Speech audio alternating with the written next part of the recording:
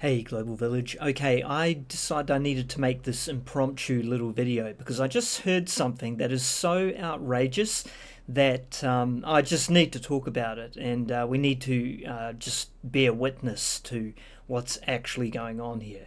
So let me just quickly play this video clip. UKLFI has two entities, the Lawyers for Israel Charitable Trust and Lawyers for Israel Limited, a private company that has tried to silence support for Palestine that it disagrees with. This year, as aid agencies warned of an impending famine in Gaza, the CEO of Lawyers for Israel suggested in a debate about the war's death toll that the Israeli food blockade could result in a reduction in obesity in Gaza and may therefore increase the average life expectancy there. Yeah, that just happened. I'm almost lost for words, to be honest with you.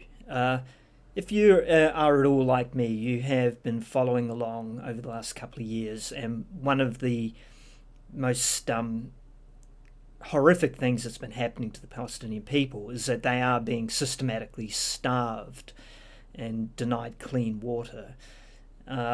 So for the UK Lawyers for Israel group to be trying to claim that these starvation tactics may actually result in a reduction in obesity and extending the lifetime of the Palestinian people being held in this concentration camp. It is such an outrageous claim that it really does defy a way of there's no words really that can adequately demonstrate my contempt and my outrage at what these people are trying to say here. But what it does do is it just goes to show the level of depravity, the level of what I can really only think to call a form of pure evil that the Zionist project represents. And it really is, I think, one of the reasons that I myself have become very, very strongly outspoken against Zionism as an ideology. There's simply no place for it in this world. It results in this. It results in this kind of behavior.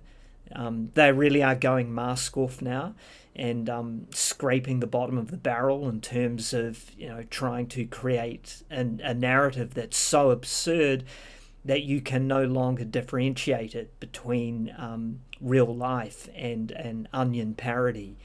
They actually call this Poe's law. It's when you can no longer tell the difference between something that's serious and something that's actually trying to act as a form of satire. This kind of thing really triggers me. It makes me very, very angry. So what I want to do is I want to invite you, and just in case you're not quite sure how bad this really is, I want to invite you to try out a little experiment. So what I'm going to get you to do is spend the next 3 days without eating any food. You can take in a bit of water, but no food. What will happen is the reptilian part of your brain will quickly kick in at some point, and it will have you marching your way towards the refrigerator in order to satiate your hunger. You won't really have any control over it. It's just what you will be forced to do. If you try to concentrate on anything else, that little part of your brain will just draw your attention back to the fact that you need to eat food, that you must go out and seek a way to satisfy your hunger. There's very few forms of this. This is literally a kind of torture that the Palestinian people have been subjected to for over 2 years. It is not just physical torture, but it is a form of psychological torture. So for them to try and reframe that as if it's actually for their own benefit, that they are on an enforced diet and it's going to be good for them, it is outrageous. It is disgusting. It makes me absolutely furious. And we need to call this shit out.